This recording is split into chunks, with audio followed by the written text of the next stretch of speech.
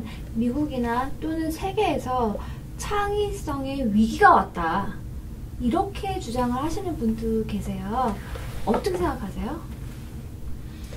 Another good question. And I'm really happy that I understand Korean so fluently.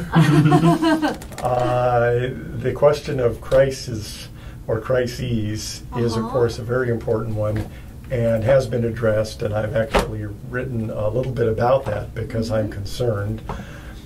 There are some data suggesting, and even the cover of a Newsweek a few weeks ago, or years ago, and a cover of an article in the Creativity Research Journal about the creativity crisis. And it was based on tested creativity and suggested that over a long period of time there might be a drop in performances. And the data were reasonable.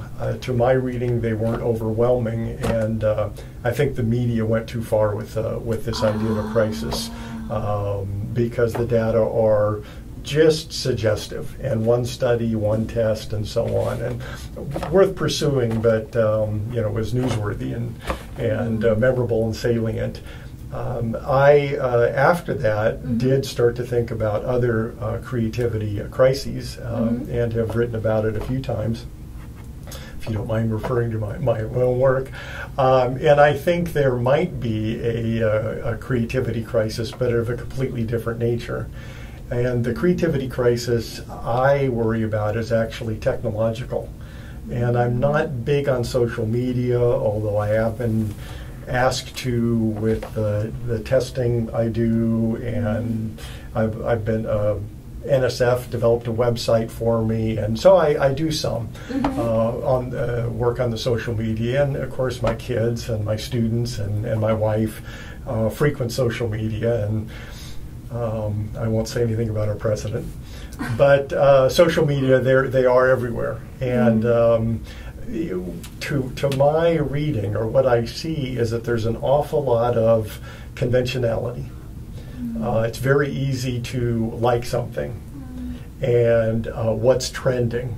And social media, and I'm sure it's because it's social media, the concern is about what is going on socially, but it's very easy to see what's happening among the masses, and again, conventional trending and so on. And I'm worried that will impose expectations on people to fit in, to go along with what's trending, to like what other people like, or to do things that other people will like. And that probably doesn't sound like a bad thing, but taken to the extreme, it can undermine creativity, because creativity requires that you have the courage to take a risk and to be yourself, to be an individual. Creativity requires originality, which means doing something that's new. So if your energy is invested in being conventional and going along with what's trending or doing things that other people will like, that's in the wrong direction for creativity. So, and now you may say small problem, but think about how often people are on their cell phones or in the social media. How many billions of people are using Facebook? So if you take that small problem, but multiply it by Twitter, Facebook, Instagram, Snapchat, and all other social media, it's a huge problem.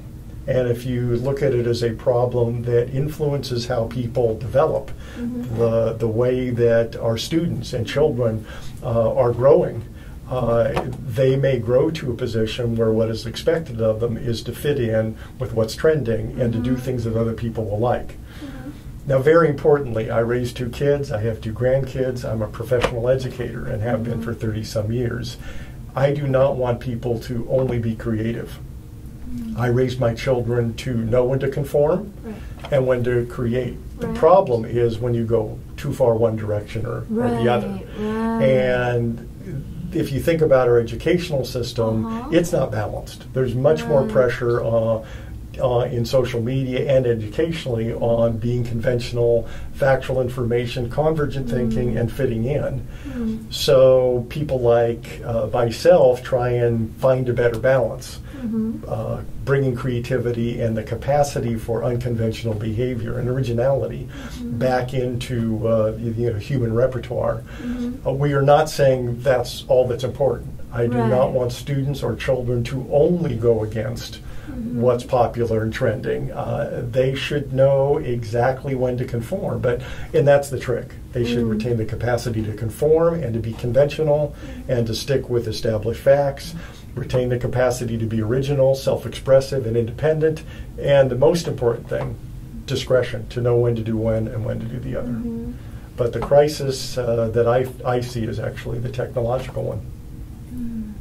I love YouTube. So I think through YouTube, I think I found my creative expression. And I really don't know too much about YouTube, but the question is what you're doing with it. If there is creativity or mimicry. Technology is not by itself bad. Right. It's the way it's being used, especially in social media, where the pressures are. Technology also offers all kinds of new opportunities for creativity. So technology is not inherently bad, even for creativity. It's specifically the pressures on conventional thinking, liking, trending, and those sorts of things. That's a problem. So like creativity, we need to be individual. Also, we have to think about our market and audience, and that's going to be part of collectivism. So in psychology, Eastern cultures were considered as extreme level of collectivism. So, do you have any negative thoughts about Eastern conceptions of creativity? Because they're more leaning toward it this way. I certainly don't have any negative.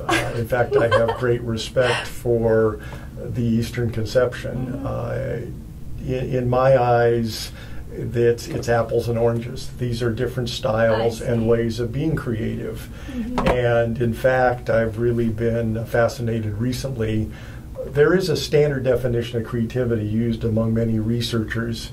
That creative things are original, but also in some way effective.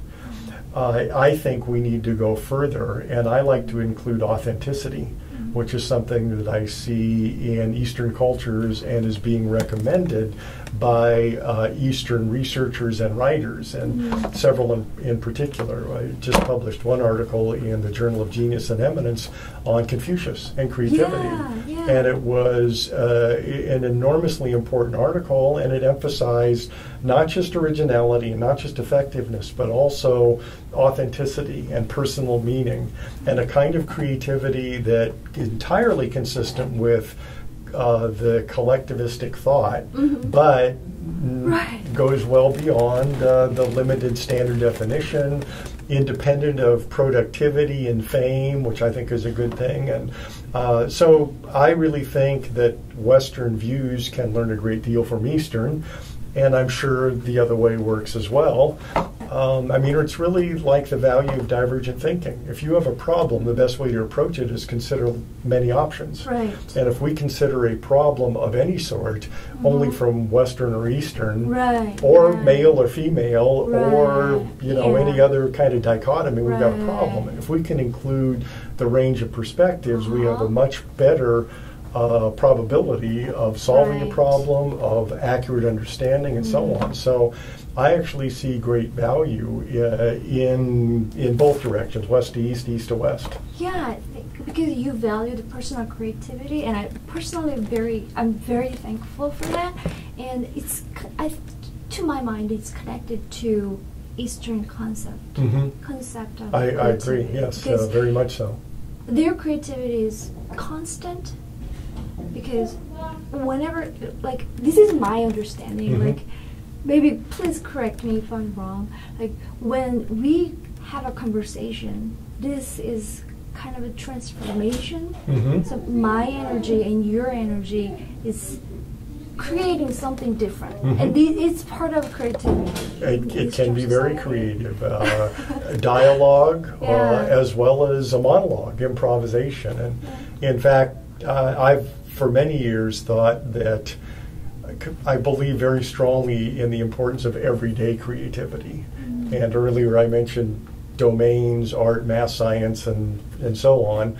I in the past few years, have made sure to attend to and do research on creativity in the moral domain, and in the political domain, and in the everyday domain. And of course, the everyday domain is enormously important because we all have it. When? Every day. Right. That's where we experience most of our lives, and that's where personal creativity really comes out. For quite some time, I thought language, dialogue and monologue was the most obvious example of everyday creativity, because most of these things we're saying we haven't said before. They are original, they are effective, and if they're self-expressive and authentic, that's creativity.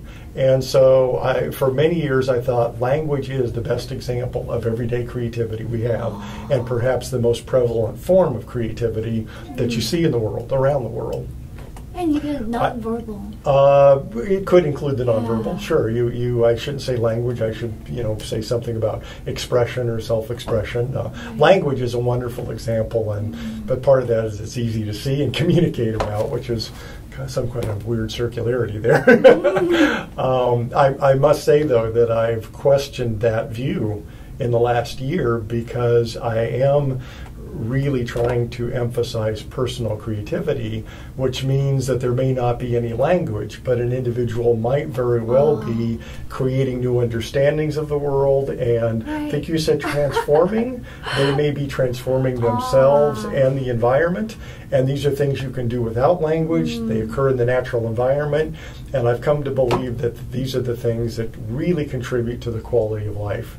A person who is mindfully creative is very much in tune with what's going on. They're not just relying on assumption and lazy and mindless, to use the word. They are connected and they are interacting. And this is something you can do every day, very, very frequently. So now I'm thinking this kind of personal interaction with the environment may be as common as language. They're both very important forms of everyday creativity. I think our audience can feel your creative energy, so they can feel something. Well, that would be a wonderful thing.